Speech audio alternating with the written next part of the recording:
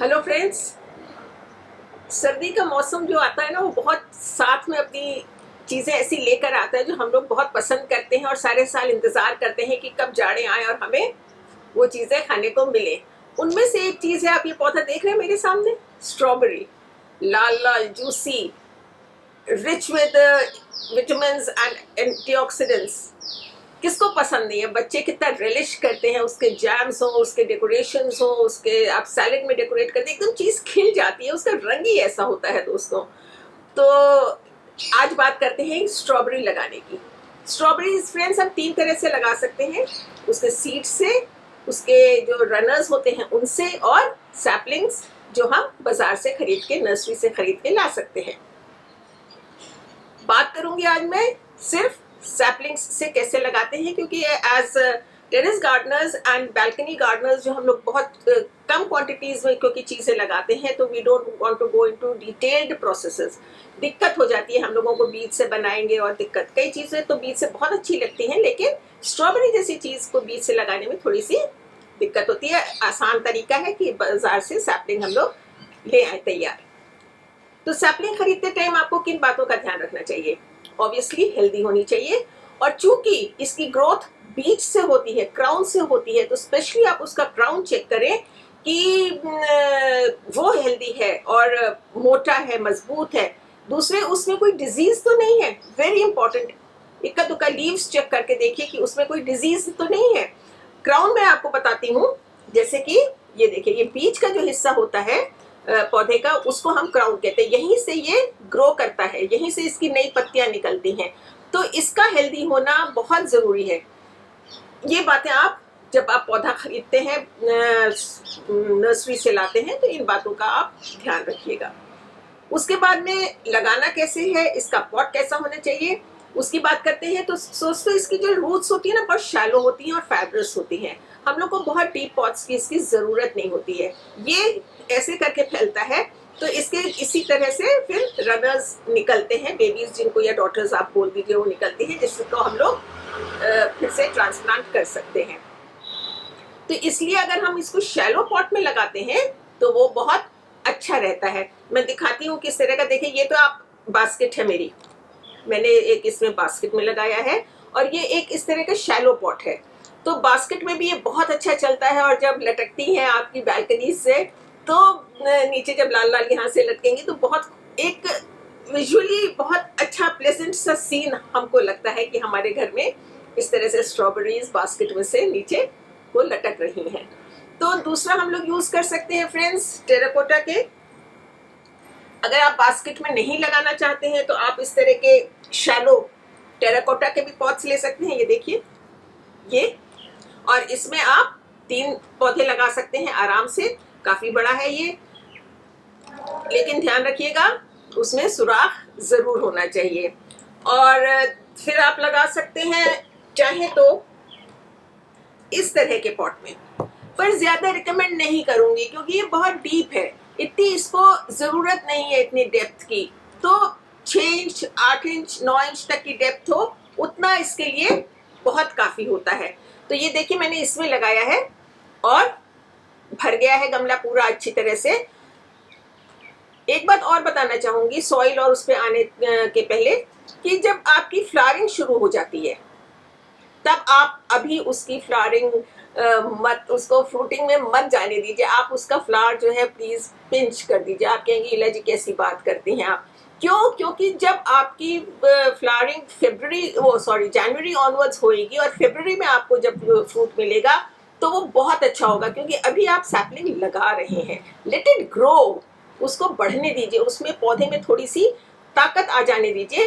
तब आप उसकी जब फ्रूट लेंगे, थोड़ी गर्मी पड़ने लगेगी जनवरी ऑनवर्ड्स, जब उसमें फ्लावरिंग होएगी, तब आपके जो फल बनेंगे वो बहुत ज्यादा बनेंगे, क्योंकि आपने खुराक उसको दी हुई है, और उसमें आपके फ्रूटिंग भी बहुत अच्छी होगी।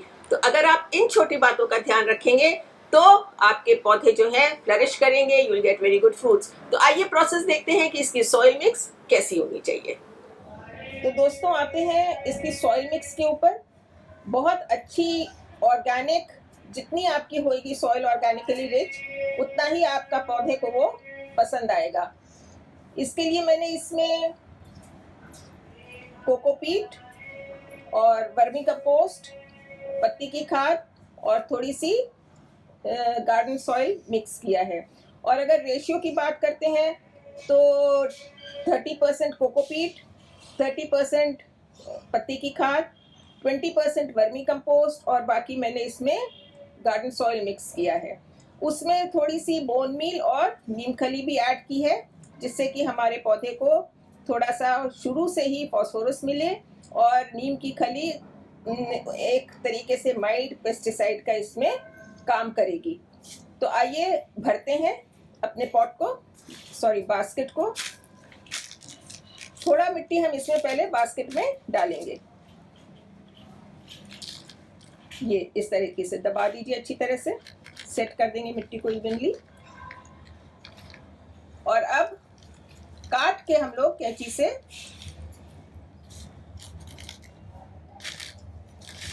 प्लास्टिक को आराम से ये इस तरह से ये हम लोग ने बिल्कुल मिट्टी के साथ इसको निकाल लिया। इसकी मिट्टी हम लोग बिल्कुल डिस्टर्ब नहीं करेंगे रूट बॉल। थोड़ी सी मिट्टी और डालिए इसमें, हटा लीजिए पेड़ हटाइए। थोड़ी सी मिट्टी और डालेंगे, वो इसलिए क्योंकि इसका जो क्राउन है फ्रेंड्स वो कवर नहीं होना चाहिए। मैं आपको दिखाना चाहूंगी, ये पत्ती हटाइए सामने से। इसका ये जो क्राउन है फ्रेंड्स, उंगली से दिखाइए ऊपर का हिस्सा, ये जो हिस्सा है ये बिल्कुल भी सॉइल से कवर नहीं होना चाहिए, क्योंकि यहीं से इसकी पत्तियां, फूल और नई टहनियां सब कुछ यहीं से निकलेगा। अगर आपका ये क्राउन कवर हो जाता है तो आपका पौधा मर भी सकता है। तो इसलिए ये ध्यान रखिए कि ये हिस्सा मिट्टी के ऊपर रहे जब आप अपने प्लांट को ट्रांसप्लांट कर रहे हैं, रिपोर्ट कर रहे हैं। अब हम साइड में इसके मिट्टी भरेंगे इस तरीके से आराम से चारों तरफ, और उस मिट्टी को अच्छी तरह दबा देंगे। ये इस तरह से, और मिट्टी डालिए थोड़ा चारों तरफ।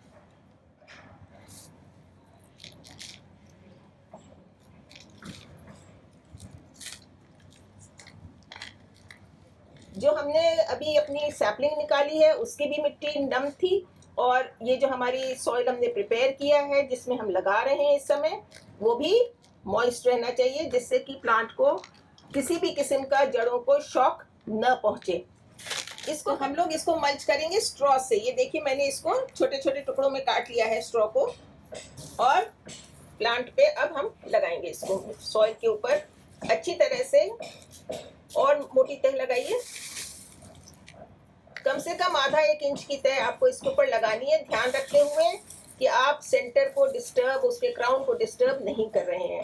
फ्रेंड्स, मल्चिंग इसमें इसलिए ज़रूरी है क्योंकि इसकी जो नई पत्तियां निकलेंगी अगर वो सॉइल को टच करती हैं तो उनके रॉट होने के चांसेस बहुत ज़्यादा हैं, और फिर इन्फेक्शन आपके पूरे प्लांट को अपनी गिरफ्त में ले लेगा। फल लगेंगे, फल मिट्टी में टच करेंगे और वो सारे आपके रॉट हो जाएंगे, आपकी पूरी मेहनत पे पानी फिर जाएगा। तो इसलिए इसको मल्च करना बहुत ज़रूरी है। दूसरा फ़ायदा मल्चिंग से ये है कि आगे आगे अभी जाड़े आ रहे हैं तो ये सॉइल का टेम्परेचर मेंटेन करके रखेगा, और गर्मियों में सॉइल को ठंडा रखेगा। माइक्रोब्स जो है वो सन को एक्सपोज नहीं होंगे, तो आपकी सॉइल जो है वो रिच रहेगी।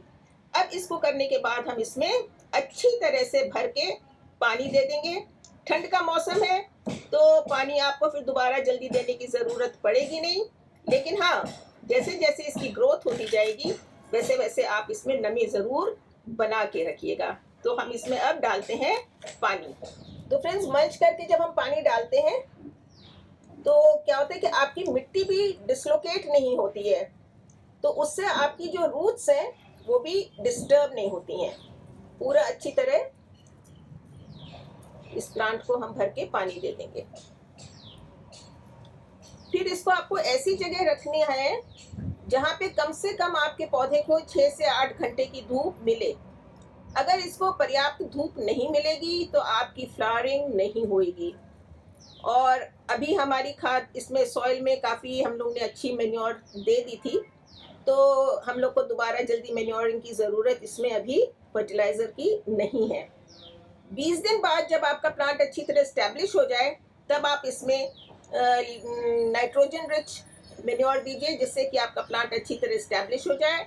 और उसके बाद में आप जब फ्लावरिंग का टाइम आए, तब आप इसमें फास्फोरस और पोटाश युक्त फर्टिलाइज़र देनी शुरू कर दीजिए।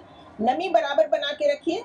और अगर पेस्ट और इंसेक्ट्स की बात करें, तो नीम ऑयल का अगर आप बराबर स्प्रे करते रहेंगे तो आपका पौधा हेल्दी बना रहेगा। तो इस तरह से अगर आप अपने स्ट्रॉबेरी प्लांट को लगाते हैं दोस्तों, तो आपको निराशा हाथ नहीं लगेगी, and very soon you will be having delicious and juicy red homegrown organic strawberries on your table. So try it out. Take care of yourselves. Be safe. Be healthy. Goodbye.